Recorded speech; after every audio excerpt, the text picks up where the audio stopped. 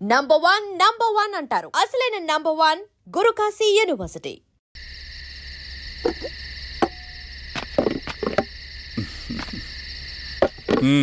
MRO గారు ఏంటి charge తీసుకున్న మొదటి రోజే ఆఫీస్లో మీ పవర్ చూపించారట అన్నయ్య.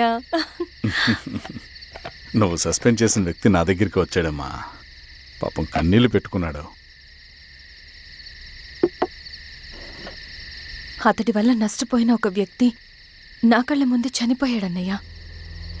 కన్నీళ్లు ఎన్నిసార్లు తుడుచుకున్నా పోతాయి, కానీ వీళ్ల నిర్లక్ష్యంతో పేదవాళ్ల ప్రాణాలే పోతున్నాయి. అన్నయ్య, మన ఊరి సమస్య పేదరికం కాదు, నక్సలిజం. నాలాంటి ప్రభుత్వ ఉద్యోగులు వాళ్ళ డ్యూటీలు సక్రమంగా చేయకపోవడం వల్ల విసిగిపోయిన జనం అడవిలో వాళ్ల హెల్ప్ తీసుకుంటున్నారు. ఒక వ్యవస్థ ఇక్కడ సరిగ్గా పనిచేయనందుకే మరో వ్యవస్థ అక్కడ పుట్టింది. అందుకే నా పన్నం చేయనివ్వండి. స్నానం చేసిరండి, భోజనం చేద్దాం.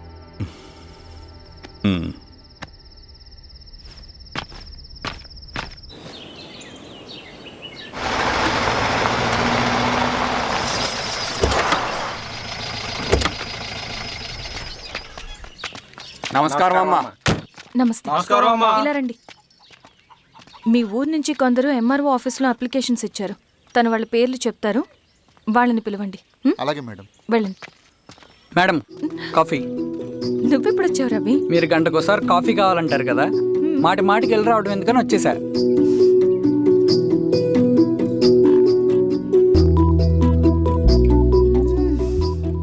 రవి, ఈ కాఫీ కోసమైనా నేను పెళ్లి చేసుకోవచ్చు. అదేంటి అలా అనేసారు? That's a compliment. భలే వారండి బాబు. దండాలమ్మా. నమస్తే. ఇలా ఇవ్వండి. చెప్పండి, మీ సమస్యలేంటో. పేరు తలుపుల వీరాంజనేయులు. ఉన్నది 3 ఎకరాల పొలం. చిన్నుపాటి ధనుంజయరావు అనే మహానుభావుడు అందులో 2.5 ఎకరాల భూమిని తన పేరు మీద రాయించుకున్నాడు.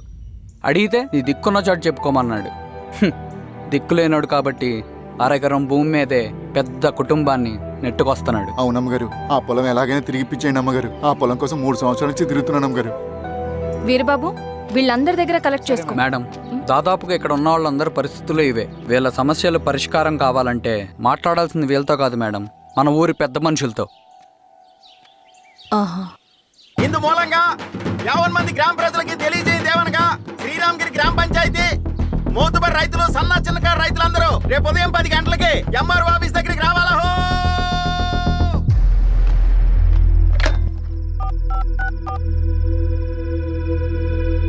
హలో, ఎవరు? నమస్తే బాబాయ్, నేను ఈశ్వర్ రెడ్డి. ఎలా ఉన్నావు? బాగున్నా. చెప్పు బాబాయ్, శిరీష్ ఎంఆర్ ఆఫీస్లో భూ సమస్యల గురించి రేపు మీటింగ్ ఏర్పాటు చేసింది. ఈ విషయం మన వాళ్ళంతా ఎలా తీసుకుంటారో అర్థం కావట్లేదు. అందుకనే మీకు ఫోన్ చేశాను. శిరీష్ చెప్పింది చేయండి, అదే మనకి కలిసి వస్తుంది. సరే బాబాయ్, ఉంటాను.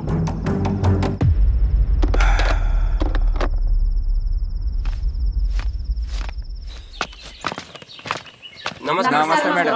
నమస్తే అమ్మా. కూర్చోండి.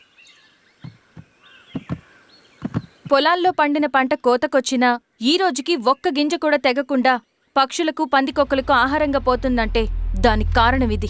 ఈ ఊరికి పట్టిన దౌర్భాగ్యం మీరు చేసిన అక్రమాల చిట్టా. కడుపు మంటతో ఉన్నవాళ్లు మీరు చెప్పిన కూలీకొచ్చి ఎందుకు పనిచేస్తారు? దౌర్జన్యాలు చేసి దిక్కున్న చోట చెప్పుకోమన్నారు. ఇప్పుడు అడవే వాళ్ళకి దిక్కైంది. అది ఎవరి తప్పు? మొత్తం 100 ఎకరాల పైచిలుకు భూమి వాళ్ల దగ్గర దౌర్జన్యంగా లాక్కుని ఇన్ని సంవత్సరాలుగా మీరు అనుభవిస్తూ ఉన్నది. మీ అంతట మీరుగా తిరిగిచ్చేస్తారా, లేదా చట్టం ఎలా పనిచేస్తుందో మీకు చేసి చూపించమంటారా? అలా చేయండి మేడం. నువ్వు ఆగవే నరసింహులు. ఏం చేయాలో మా ఎంఆర్ఓ గారికి బాగా తెలుసు. అట్టా కానివ్వండి అమ్మా. ఇస్తే మీ పొలాలు ఇవ్వండి, మా వివం. మీ పేరేంటి? సామిరెడ్డి. రూల్స్ ప్రకారం వెళ్తే మీ మొత్తం పొలం పోతుంది. కూర్చోండి. సామిరెడ్డి కూర్చో.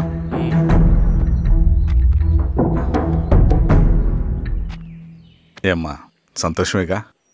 మరీ నువ్వు అనుకున్నంత చెడ్డవాళ్ళేం కదమ్మా మనోళ్ళు.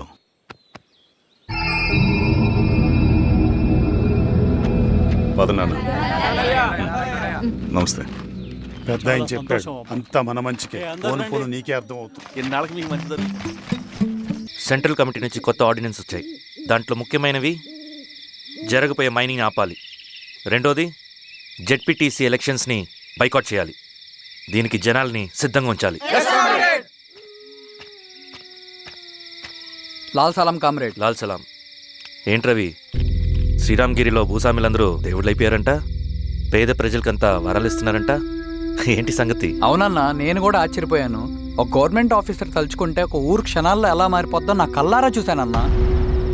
అది కాదన్నా, అంటే నా ఉద్దేశం వాళ్ళు ఏం చేసినా దానికి ఒక స్ట్రాటజీ ఉంటుంది. శిరీష వాళ్ళ వర్గానికి చెందిన అమ్మాయి. ఆ అమ్మాయికి ఎంత పాపులారిటీ వస్తే వాళ్ళకంత మంచిది. ఎందుకంటే వాళ్ళ అన్నయ్య ఈశ్వర్ రెడ్డి రాబోయే జెడ్పీటీసీ ఎలక్షన్స్లో చైర్మన్గా పోటీ చేయబోతున్నాడు. ఈ అభిమానం మొత్తం వాళ్ళు ఓట్ బ్యాంక్గా మార్చుకోపోతున్నారు. అంటే అన్నా, శిరీష అయినా ఎవరైనా ఒకే తాను ముక్కలే. అధికారమే వాళ్ళ అవసరం తీరుస్తుంది. వీళ్ళందరూ అధికారం కోసం ప్రయత్నం చేసేది వాళ్ళ ఉనికిని కాపాడుకోవటం కోసమే. రేపే నామినేషన్ వేస్తున్నారు.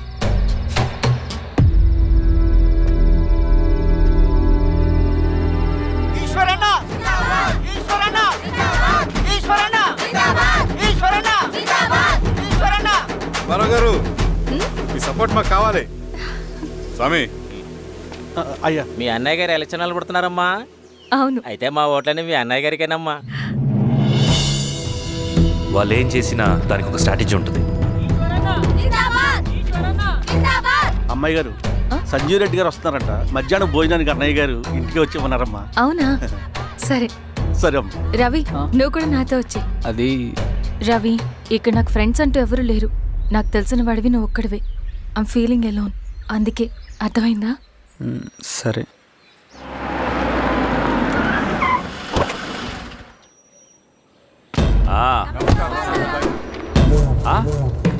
సురా, బాగున్నావా? నమస్తే చెన్నారెడ్డి. నమస్తే. బాగున్నారమ్మా? సుబ్బారెడ్డి, పదండి. ఊళ్ళో మనోళ్ళంతా బాగున్నారు కదా ఈశ్వరా? అంతా బాగున్నారు బాబాయ్. సంతోషం. ఈసారి మళ్ళీ మనం ఏకగ్రీవం అవ్వాలి రెడ్డి. మనకు పోటీ లేదు, మనదే విజయం. సంతోషం. కూర్చోండి.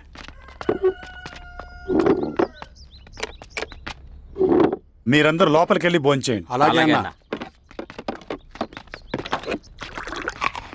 ఆ రైతు కూలి సమస్యలు ఎంతవరకు వచ్చినాయి? మాట్లాడుతున్నాం బాబాయ్, దాని గురించి మీరేం వరి అవ్వట్లేదు. బాబాయ్, ఆ, నమస్కారం. రండి రండి. ఎంఆర్ఓ శిరీషారెడ్డి గారు. శిరీష రెడ్డా? ఆ, శిరీష అనే పిలవచ్చుగా. అమ్మమ్మ, పులికి పంచాలాగా సింహానికి చూలాగా అది మన ఐడెంటిటీ. అది అట్టాగే ఉండాలి. సరే బాబాయ్, నేను ఫ్రెష్ అయ్యేస్తాను, మీరు కానివ్వండి. ఆ, అయినా ఈ కాలం చదువుకున్న ఆడపిల్లలతో మాట్లాడటం చాలా కష్టం. చుట్టుపక్కల శిరీషకున్న ఇమేజ్ మనకి చాలా మంచి అయింది ఈశ్వరా. నేను అడగకముందే పార్టీ హైకమాండ్ సర్వే చేయించి నీకే ఫేవర్గా ఉండడం వల్ల టికెట్ ఇచ్చింది.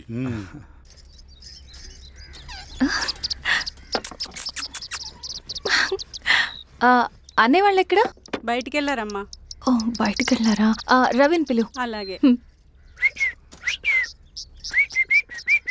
మేడం. రవి, రా రా రా, కూర్చో. పర్లేదు మేడం. మేడం ఏంటి? శిరీషానే పిలవచ్చుగా. అది కాదండి, ఎవరైనా కూర్చో. చూస్తే. కూర్చోవయ్యా. ఇది ఆఫీస్ కాదు రవి, మా ఇల్లు. వడ్డించు. సరే అమ్మా. రవి, ఆ, అడవిలో నక్సల్స్ ఎక్కడుంటారో తెలుసా నీకు? ఏంటి శిరీష? అడవిలో నక్సల్స్ ఎక్కడుంటారో తెలుసా నీకు? ఎందుకు శిరీష గారు? తెలుసా తెలీదా? నాకెలా తెలుస్తుందండి? చూచాయిగా ఆయన తెలీదా? సరే, ఎక్కడుంటారో నాకు ఐడియా ఉంది. సాయంత్రం ఇద్దరం కలిసి వెళ్దాం. అది కాదండి. నువ్వు వస్తున్నావు అంతే. తిను. ఇది ఎక్కడ కూడా రా బాబు. సడన్ గా నక్సల్స్ అంటుంది, అడుగుంటుంది. కొంప తీసి నా మీద ఏమైనా అనుమానం వచ్చిందా ఏంటి? రవి, ఇక్కడే ఆపొకసారి. ఎందుకు ఇప్పుడు ఈ టైంలో అడ్వెంచర్లు? ఇప్పుడు జరగరాంది ఏమైనా జరిగితే రేపు మీ అన్నయ్యకి తెలిస్తే బాగోదు. రవి, చుట్టూ చూడు. పైన వెన్నెల, పక్కనే అడవి. అబ్బో, ఎంత బ్యూటిఫుల్ గా ఉందో. అవునా? అవునా ఏంటి? అసలు ఎప్పుడు చూసినా ఎందుకలా డల్ గా ఉంటున్నావు? కాలేజీలో ఇలా ఉండేవాడివి కాదు కదా, ఏమైంది? అది ఒక్క నిమిషం. హలో మేడం, పేషెంట్కి అర్జెంటుగా ఏ పాజిటివ్ బ్లడ్ కావాలి మేడం. రవి ఆ? అర్జెంటుగా హాస్పిటల్కి పోని. ఏమైంది? పోనీ. రండి మేడం, ప్లీజ్ రండి. పోలీసులకి నక్సల్స్ కి కాల్పులు జరిగాయి. ఆ కాల్పుల్లో గూడెం కుర్రాడు ప్రాణాపాయ స్థితిలో ఉన్నాడు. తన బ్లడ్ మీ బ్లడ్ సేమ్. ఆ బ్లడ్ గ్రూప్ మా హాస్పిటల్లో లేదు. అందుకే మీకు కాల్ చేశాను. ఓ అవునా? అవును మేడం. పదండి డాక్టర్. Thank you madam.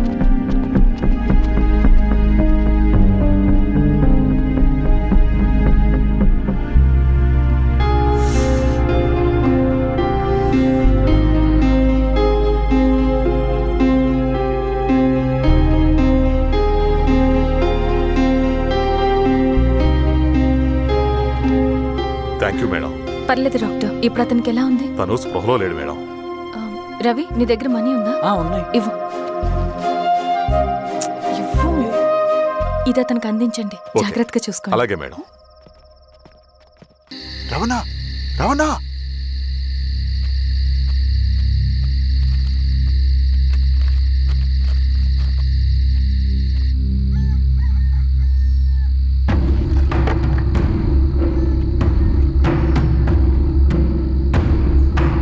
బాబాయ్, బాబాయ్,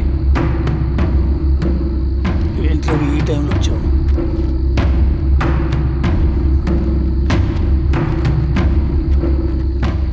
కామ్రేడ్, జరగబోయే జెడ్పీటీసీ ఎలక్షన్లో మన పార్టీ తరఫున జెడ్పీటీసీ చైర్మన్ పదవికి పోటీ చేయడానికి అర్హుడైన అభ్యర్థిగా మిమ్మల్ని సెంట్రల్ కమిటీ ఏకగ్రీవంగా నిర్ణయించింది. ఒక మామూలు రైతు కూలీని నాయకుడిని చేయగలిగిన దళం ఒక్కటే.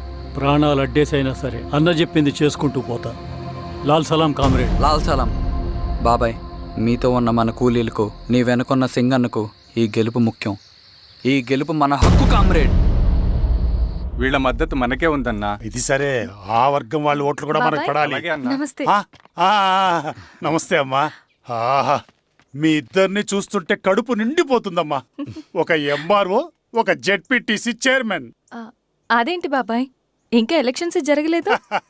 పోటీ అని ఉంటేనే కదమ్మా ఎలక్షన్స్ జరిగేవి. అన్నయ్యది ఏకగ్రీవం. బాబాయ్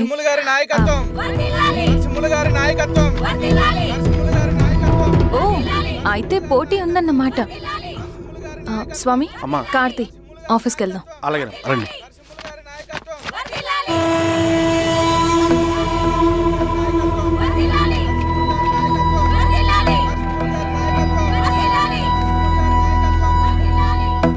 నమస్తే. మొన్నటి వరకు కూడా కూలీ రేట్ల విషయంలో కొంచెం ఆటవిడుపుగా ఉందామని అనుకున్నాం. ఇప్పుడు ఆ అవసరం లేదు. ఎందుకంటే చట్టసభల్లో మీతో పాటు కూర్చునే అవకాశం మాకు వచ్చింది. అంబేద్కర్ కలలు ఇప్పుడు నిజమవుతాయి. పదండ్రా.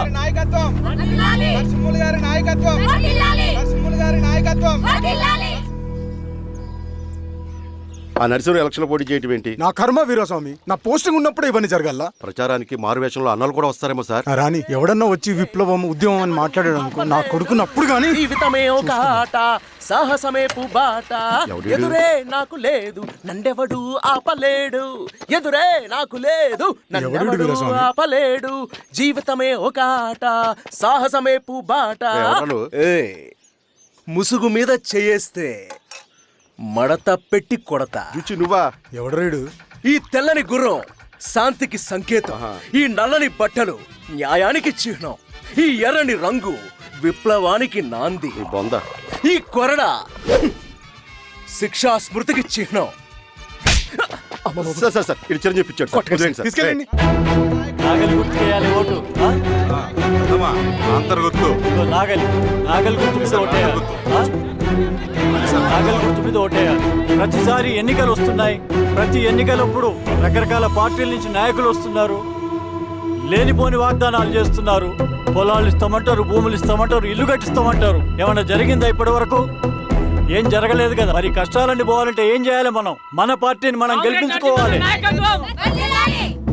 నాగలి గుర్తుకే ఓటేయండి. ఇన్ని సంవత్సరాలు మీకు సేవ చేసుకునే అవకాశం నాకు ఇచ్చారు. అలాగే ఇంకొకసారి మాకు ఓటేసి భవిష్యత్తులో కూడా మీకు సేవ చేసుకునే అవకాశం మాకు ఇస్తారని కోరుకుంటూ, మీ ఈశ్వర్ రెడ్డి. మన ఓటు ఈశ్వర్ రెడ్డికే, మన ఓటు లాంతర్ గుర్తుకే, మన ఓటు. సార్ మర్చిపోకుండా నమస్తే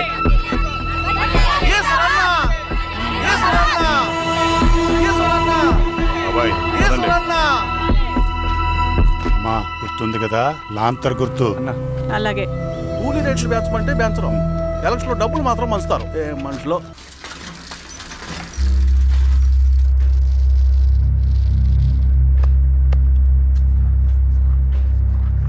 చెప్పండి అన్న. అన్ని సమస్యలు పోలీస్ స్టేషన్ల పరిష్కారం కావు రెడ్డి, కొన్ని మనమే చూసుకోవాలి. పంట ఎదగాలి అంటే పొలంలో నీళ్లు పారించాలని పెద్దోళ్ళు అంటారు. అదే పంట చేతికి రావాలంటే రక్తం పారించాలని అడవిలో వాళ్ళంటే అట్టే. కానీ ఇందులో మన తప్పేం లేదు, అందుకు మనమేం చేయలేం. ఊర్లో అన్నిటికీ పెద్ద అడవి, ఏది జరిగినా నీ చేతుల మీదగానే జరగాలి. అర్థమైంది కదా? పదరా.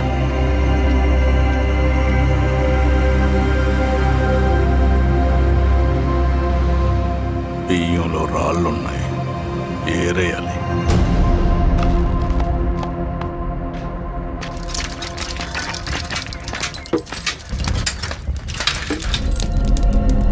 నమస్తే అన్న. నమస్తే నమస్తే. ఓ లీటర్ పాలు పోయి.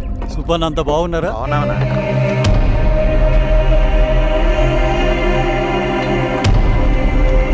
వెళ్ళొస్తా. మంచిది, వస్తా.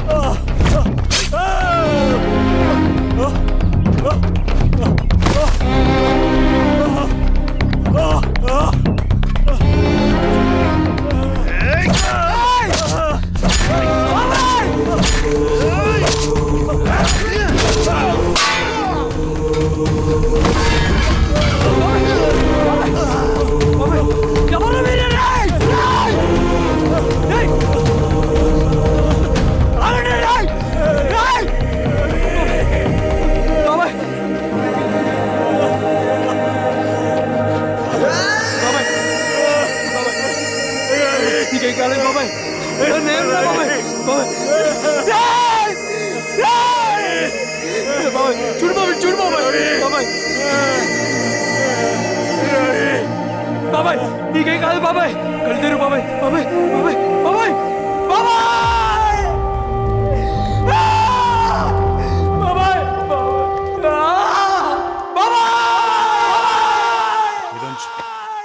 ఏం దెబ్బ కొట్టావు బారెడ్డి? ఒక దెబ్బకు 2 పిట్టలు. ఎలక్షన్స్ ఏకగ్రీవం. ఇంకొకటి, రేపటి నుంచి ఆ కూలీ నా కొడుకులు మనం ఎంత ఇస్తే అంతగా వచ్చి పనిచేస్తారట. సర్లేండి బాబాయ్, వదిలేయండి. ముందు ఆ ఖర్చుల సంగతి చూడండి. నమస్తే సార్. నమస్తే గిరిధర్ గారు. మీరు ఇలా చేస్తారని కల్లో కూడా ఉంచుకోలేదు ఈశ్వర్రెడ్డి గారు. 2 పసిబిడ్డలు ఉన్నారు ఆ ఇంట్లో, వాళ్ళ గురించి ఏమైనా ఆలోచించారా? రేపు వాళ్ళు మళ్ళీ అడవిలోకి వెళ్ళి గన్నులు బాంబులు తీసుకొచ్చి మీ ఊరి మీదనే పడతారు. అప్పుడు వాళ్ళకు మీరు, మీకు వాళ్ళు. ఇది ఆగదు. అసలు ఏం మాట్లాడుతున్నావు గిరిధర్? మీకు అగేన్స్ట్ గా ఇప్పటివరకు ఏ ఎవిడెన్స్ లేదు, మీకు చెప్పేద్దామని వచ్చాను. బయలుదేరండి.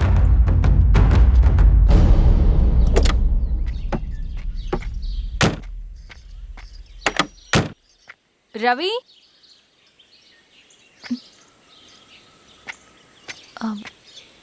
రవి ఈరోజు ఆఫీస్కి రాలేదేంటి?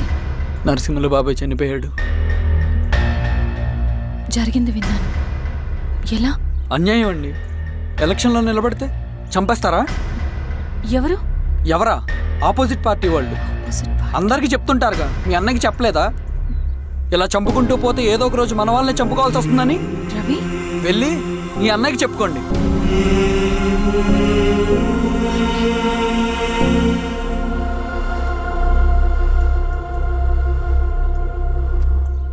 అన్నయ్య, నీతో మాట్లాడాలి. ఏంటమ్మా? ఎందుకు ఇలా చేసావన్నయ్య? ఊరంతా సరే, నువ్వు కూడా నన్ను తప్పడుతున్నావమ్మా. ఇందులో తప్పు పట్టడానికి ఏముందన్నయ్య? నిన్న నా కళ్ళతోనే చూశాను. స్వామి కారాపు దానికి పద.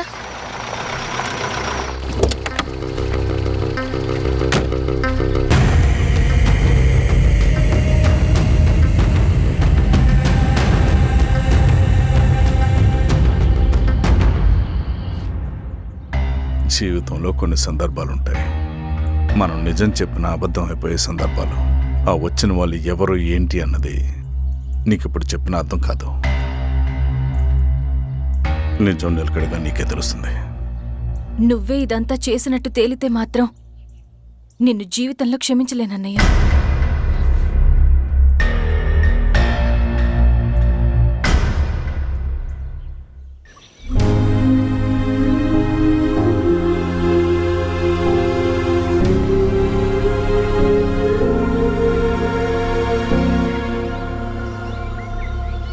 కామ్రేడ్ నరసింహన్న, కామ్రేడ్ నరసింహన్న, కామ్రేడ్ నరసింహన్న.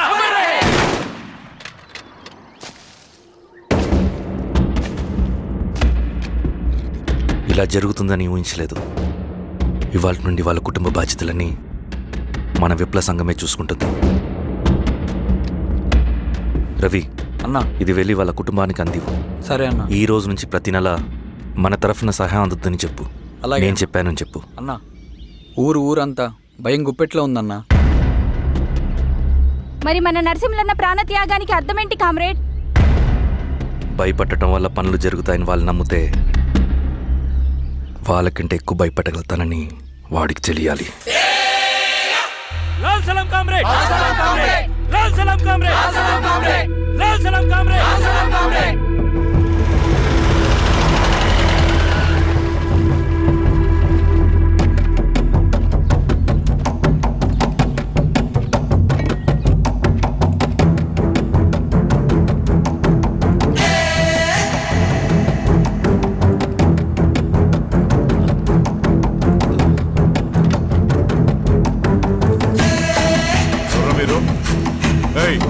ఏంట్రాది?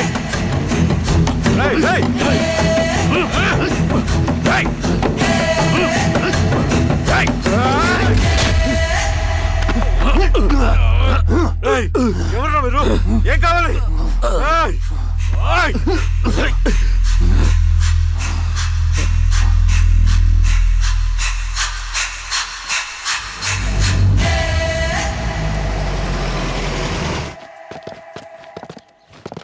సార్, మన పోలీస్ టీం అడవంతా జల్లెడ పడుతున్నారు sir. You don't worry sir. చూడు ఇన్స్పెక్టర్, సాయంత్రంలో పేశ్వరయ్య ఇంట్లో ఉండాలా. వాడికి ఏమైనా అయితే మీ డిపార్ట్మెంట్లో ఏ ఒక్కడిని విడిచిపెట్టను నేను. అమ్మా, వాణ్ణి కలవటానికి వచ్చాను నేను. ఇంతలో ఎలా జరిగిపోయింది. నువ్వు ధైర్యంగా ఉండమ్మా.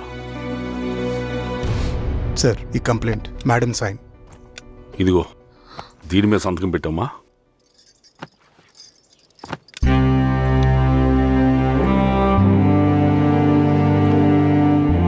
వెళ్ళండి, ముందే లాభం చూడండి. సార్,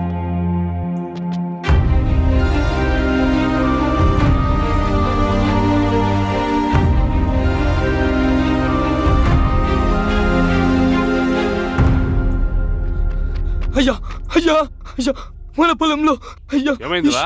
ఈశ్వర్య శవం శవం శవం. చెన్నారెడ్డి, పద పద పద.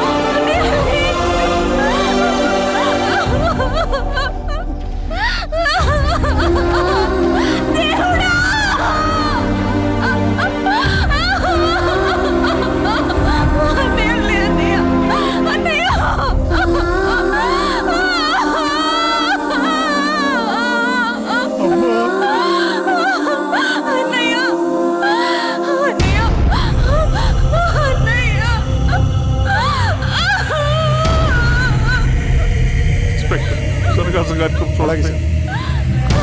వీరాసామి అటు క్లియర్ చేయి. మీరందరూ జరగండి మా పక్కకి.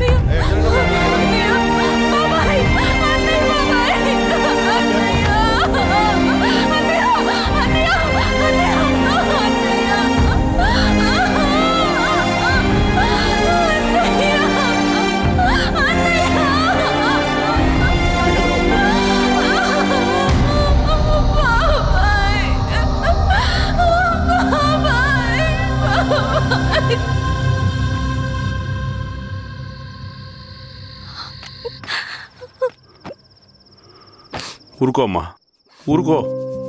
నలుగురికి మంచి చేయాలన్నది మీ అన్నయ్య కళ. అలాంటి వాడిని పొట్టను పెట్టుకున్నారు. ఆ కళ మధ్యలోనే ఆగిపోకూడదమ్మా. ఇందులో సంతకం పెట్టు. బాబాయ్, మీ అన్నయ్య ఆత్మ శాంతించాలంటే నువ్వు ఈ పని చేయక తప్పదమ్మా.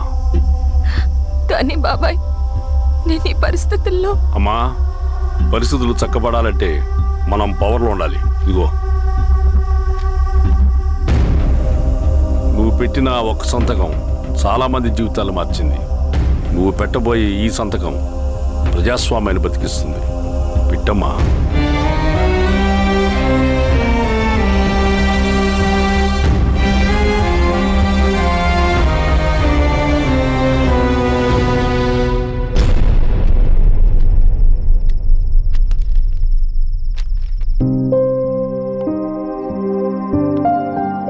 వెళ్ళొస్తాను.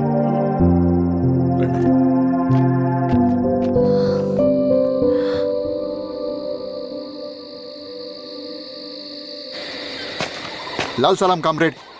లాల్ సలాం. పినపాక మండలం జెడ్పీటీసీ అభ్యర్థిగా శిరీషారెడ్డి.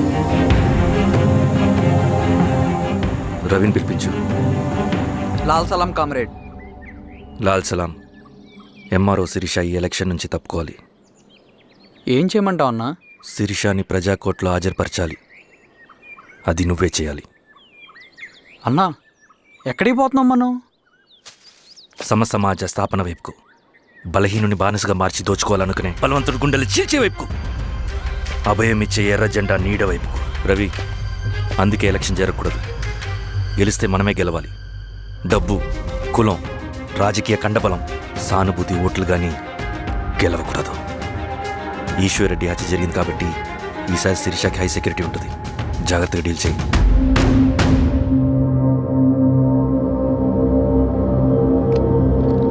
ఇక్కడ విప్లవ లక్ష్యాలకే తప్ప ఎమోషన్కి చోట్లేదు రవి. హత్యకి గురైన నరసింహులకు 2 పసిబిడ్డలున్నారు. అలాంటి ఎందరో పసిబిడ్డల భవిష్యత్తు కోసం మనం ఇచ్చేసినాం రవి. రవి, సెకండ్ వరల్డ్ వార్లో జర్మన్ సైన్యం స్టాలిన్ కొడుకుని బంధించింది. తమ జనరల్స్ని వదిలిపెడితే గానీ నీ కొడుకుని వదిలిపెట్టమని బేరం పెట్టింది. స్టాలిన్ ఏం చేశాడో తెలుసా? దేశం కోసం తన కొడుకుని వదిలేసుకున్నాడు. కానీ జనరల్స్ని వదిలిపెట్టలేదు. అది కమిట్మెంట్ అంటే. అదే కమిట్మెంట్ నీకు మన ఉద్యమం పట్ల ఉంటే వెళ్ళి శిరీషను తీసుకురా.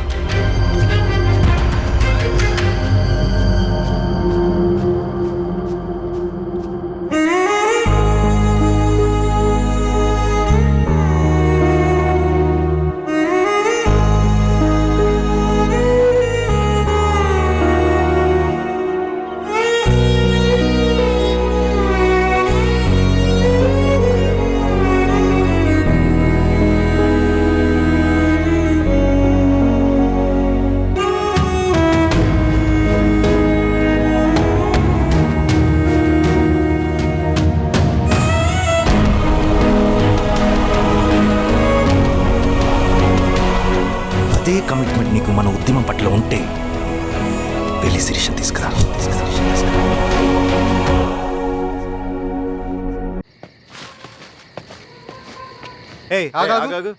సార్, రవి మనోడేరా? వెళ్ళు. అమ్మా, భోజనం తీసుకురమ్మంటారా? నాకేమొద్దు. భోంచేయకపోతే ఆరోగ్యం పాడవుతుంది శిరీష. నువ్వు వెళ్ళి తీసురా అమ్మా. సరే. రవి, నాకు ఒక మంచి కాఫీ చేసిస్తావా? తలనొప్పిగా ఉంది. చేసిస్తా కానీ తర్వాత నువ్వు భోంచేయాలి.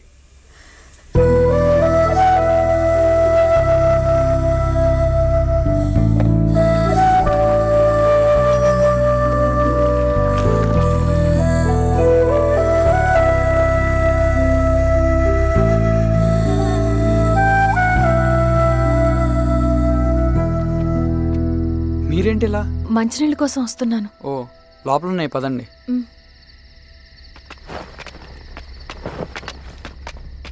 ఇదిగోండి మంచినీళ్ళు.